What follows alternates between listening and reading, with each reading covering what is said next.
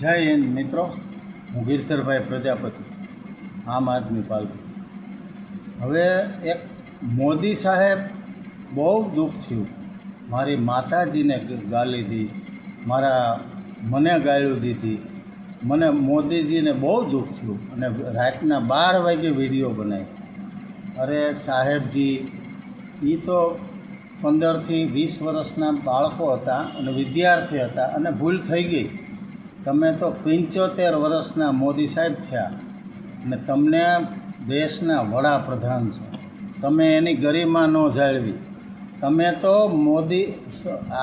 મોદી સાહેબ, તમે તો કોંગ્રેસને કેવું કીધું, 50 લાખની ગર્લફ્રેન્ડ કીધી, કોંગ્રેસની વિધવા કીધી.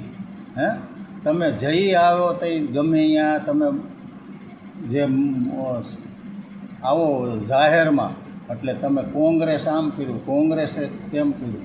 પણ તમારા રાજમાં સાહેબ આ વિદ્યાર્થીઓને લાઠીઓ ખાવી પડી, વિદ્યાર્થીઓને કેટલું સહન કર્યું, વિદ્યાર્થીઓને આવી રીતે રિમાન્ડ લીધી.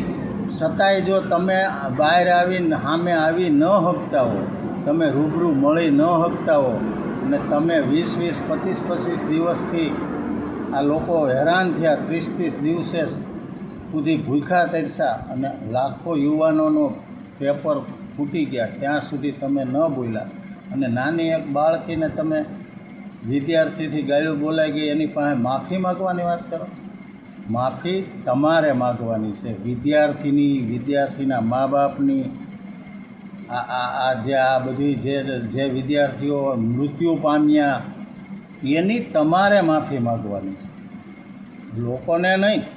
તમે આ વડાપ્રધાનની ગરિમાને આ હસોડો, તમે અમને પણ શરમ આવે એવું તમે બોલ્યા કે જે એ કોઈની માં નથી.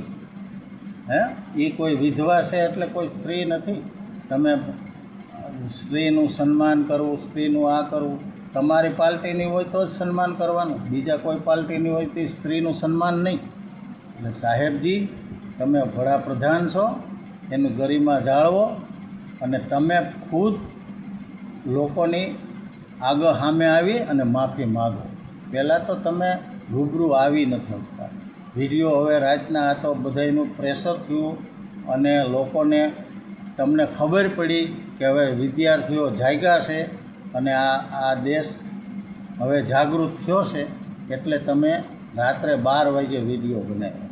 એટલે મોદી સાહેબ, તમને દુઃખ થતું હોય માતા પ્રત્યે, તમને થાય એમ બીજાની માતા હોય, બીજાની બેન દીકરી હોય, આ બળાત્કારો થાય, એટલું બધું થાય, છતાંય જો તમે આ દેશના વડાપ્રધાન થઈને કાબૂમાં ન લાવી શકતા તો શું કરે માણસ?